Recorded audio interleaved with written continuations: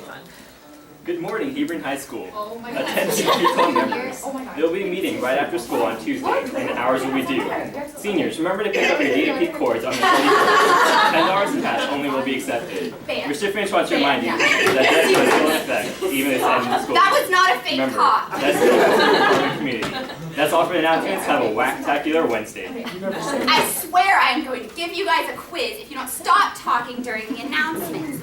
You think I'm kidding, but I'm not. I'm really doing. Now, we are going to skip the warm-up today because you guys spent like an hour and a half talking about marriage yesterday. Please get out your Pride and Prejudice books and notes. And please stay awake. We are 6 days from the end of school. Now, class, who do you think is the most important relationship in the novel? Raoul. Lady Catherine and Mr. Collins. Good observation. Kara? Definitely Mr. Collins and Lady Catherine. You guys should go to prom together. You're entirely correct.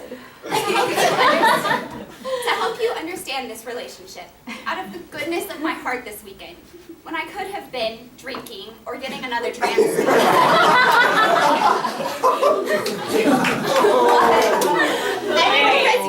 Taylor Street I never said that. Rachel? Giving another Take this one time. You better take your grade with your I was just saying. Please go a few lines down at the beginning of chapter 14. Can I get a page number? Page 63.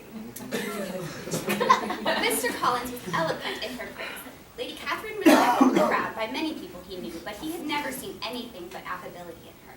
Can anyone tell me why this quote is significant to their relationship? Shindy? The author employs satire in the arrangement of this quote. The general consensus of the public of Lady Catherine is placed immediately before Mr. Collins' own evaluation. The sharp contrast in opinions presented through specific words like proud and affable heightens the blindness of Mr. Collins, whose own views distract him from appropriate judgment of Lady Catherine. Despite his favorable words for Lady Catherine, Austen uses this character to show the negative traits of the upper class with an air of mockery at those who are blindly subservient. That's exactly right. Next one. In my book, this is on page 65. There are the kinds of things, little things, which please her ladyship, and it is a sort of attention which I conceive myself particularly bound to pay. Anyone? Kara? Excessive servility to Lady Catherine is one of Mr. Collins's most obvious traits. He does not act this way because he's grateful for her support, but he uses the word bound because he feels obligated to do so. This is not something that he does on his own, but especially in the early 19th century, it is a duty that he feels required to fulfill. As his patroness, Lady Catherine is responsible for his wealth and training, and he knows that it is impossible to repay her this debt. He has a lower social rank and a tangible debt to pay her back, and is aware of the burden this puts on him. This causes Mr. Collins to spend much time pleasing her because he knows that he owes her everything he has. Good job.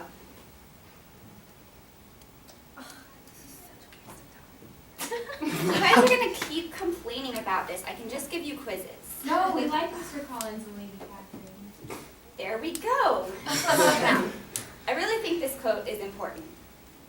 The respect which he felt for her high rank and his veneration for her as his patroness, mingling with a very good opinion of himself, of his authority as a clergyman, and his rights as a rector, made him altogether a mixture that of pride and obsequiousness, self-importance, and humility.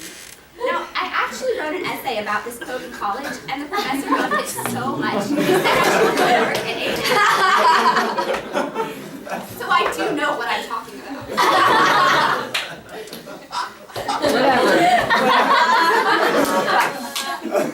Mr. Collins has been shaped into a contradictory mess of traits by the contrasting mixture of his humble past and the grand character that he has become. He has authority, but also knows the points of view of those who still live in poverty. Yet, because of the generosity that Lady Catherine showed him and his fear of messing it up, Mr. Collins does not conform to the humility that is inherently in him. Mr. Collins does not feel that he is necessarily still at the level of Lady Catherine and still venerates her, while at the same time wielding his authority as a member of the clergy. Austen uses oxymoron to demonstrate this dichotomy, to deepen the reader's understanding of Mr. Collins as a whole, and to show the inner conflict that Mr. Collins feels identifying with multiple classes simultaneously.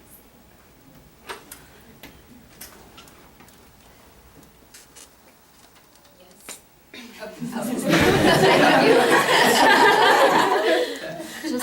is Nor. Rachel, you should have went up there. Okay, I'm going to let Rahul do the next one. Rahul, what does this quote say about their relationship? The subjection in which his father had brought him up had given him originally a great humility of manner, but it was now a good deal counteracted by the self-conceit of a weak head, living in retirement, and the consequential feelings of early and unexpected prosperity.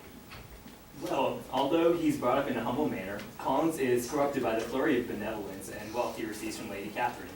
He greatly values his newly found social status and tries to augment it by constantly associating himself with Catherine.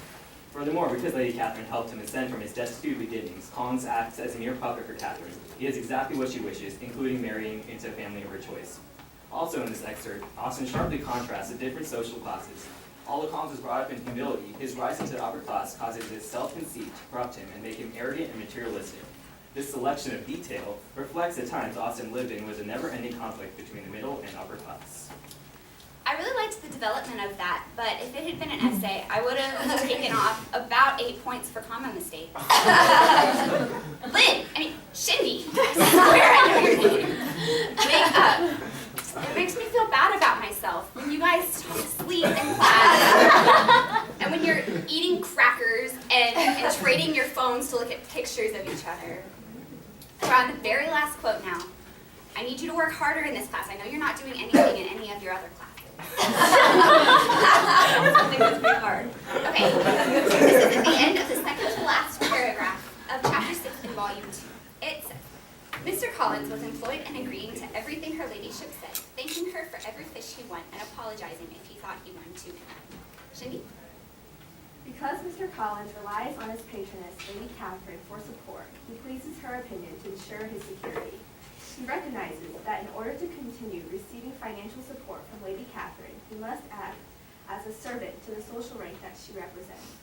The use of employed demonstrates this contract between the two because it implies that Mr. Collins is disposable to his patroness because he is just an employee to her.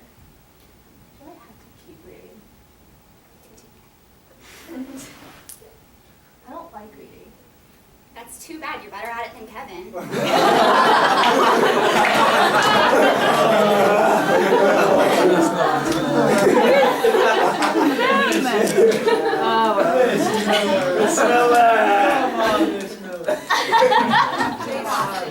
This diction to emphasize the bondage between classes like the landed gentry and the lower clergy class in which Mr. Collins resided. Thanking also implies that his successes are attributed to Lady Catherine, while he must apologize for his mistakes in order to prevent dishonor towards her. These metaphorical chains that bond Mr. Collins and Lady Catherine demonstrate how distinction of classes affects their relationship. All right, well, that was very good, Shindy. That's it for class today.